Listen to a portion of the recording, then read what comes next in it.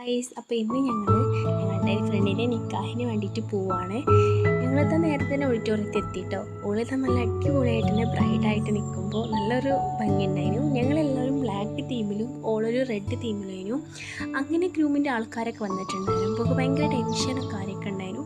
പിന്നെ തന്നെ നിക്കാഹ് ചെയ്തുകൊണ്ടിരിക്കുമ്പോൾ നമ്മളെ ബ്രൈഡ് നന്നായിട്ട് ഇമോഷണൽ ആയിട്ടോ. കാരണം ഓളൊരുപാട് നാൾ ആഗ്രഹിച്ച ആ ഒരു മൊമെൻ്റ് ഇന്ന് സക്സസ്ഫുള്ളി ആവാണ്.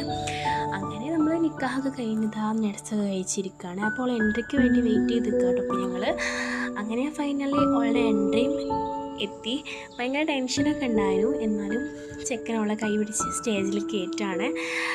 ബ്യൂട്ടിഫുൾ മൊമെൻ്റ് തന്നെയായിരുന്നു കേട്ടോ. അങ്ങനെ ഞങ്ങൾ നേരെ എൻട്രി കഴിഞ്ഞിട്ട് നേരെ ഫുഡ് കഴിക്കാനായിട്ട് പോയത്. നല്ല വിശപ്പുണ്ടായിരുന്നു, അതുകൊണ്ടല്ല നല്ല ടേസ്റ്റ് ഉണ്ടായിരുന്നു ഫുഡ്. അങ്ങനെ ഞങ്ങളിതാ ഫുഡൊക്കെ കഴിച്ചിട്ട് കുറച്ച് ഫോട്ടോസും വീഡിയോസും പിന്നെ അവൾക്ക് ഗിഫ്റ്റൊക്കെ ആയിട്ട് ഞങ്ങൾ കൊടുക്കുകയാണ്. ചെക്കൻ്റെ വീട്ടിൽ ഇന്ന് പരിപാടി ഇല്ല കേട്ടോ. അപ്പോൾ ഞങ്ങളോട് പെട്ടെന്ന് തന്നെ അവിടെ നിന്ന് ഇറങ്ങിയിട്ടുണ്ടായിരുന്നു. നാളെ അവിടെ പരിപാടിക്കാണ്.